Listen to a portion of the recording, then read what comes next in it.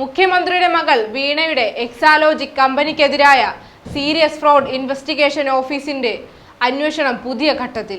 വീണയുടെ കമ്പനിയുമായി വലിയ തുകയുടെ സാമ്പത്തിക ഇടപാട് നടത്തിയ മുഴുവൻ കമ്പനികൾക്കും സ്ഥാപനങ്ങൾക്കും നോട്ടീസ് നൽകിയിട്ടുണ്ട്.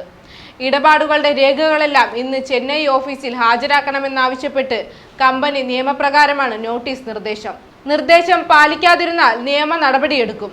നോട്ടീസ് കിട്ടിയ ചില കമ്പനികൾ കൂടുതൽ സമയം ആവശ്യപ്പെട്ടിട്ടുണ്ട്.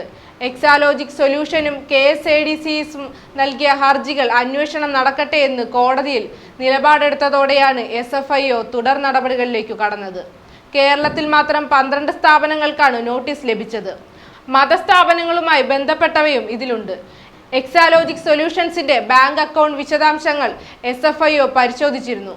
ഈ പരിശോധനയിൽ ലഭിച്ച വിവരങ്ങളുടെ അടിസ്ഥാനത്തിലാണ് നോട്ടീസ് അയച്ചത്. എക്സാലോജിക്കുമായി എന്തുതരം ഇടപാടാണ് നടത്തിയതെന്നാണ് നോട്ടീസിലെ പ്രധാന ചോദ്യം.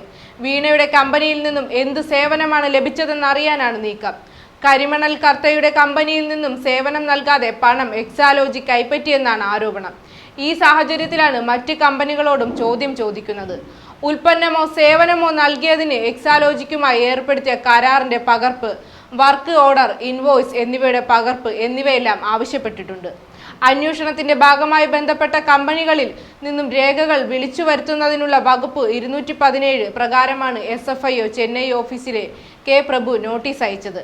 2016-17 മുതലാണ് എക്സാലോജിക്കിനു CMRL പണം കൈമാറിയത്.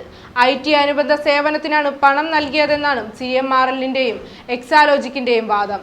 ഈ കാലഘട്ടത്തിൽ 10-ലധികം സ്ഥാപനങ്ങൾ എക്സാലോജിക്കുമായി വലിയ സാമ്പത്തിക ഇടപാട് നടത്തിയെന്നാണ് അക്കൗണ്ട് പരിശോധിച്ച് SFIO കണ്ടെത്തിയത്.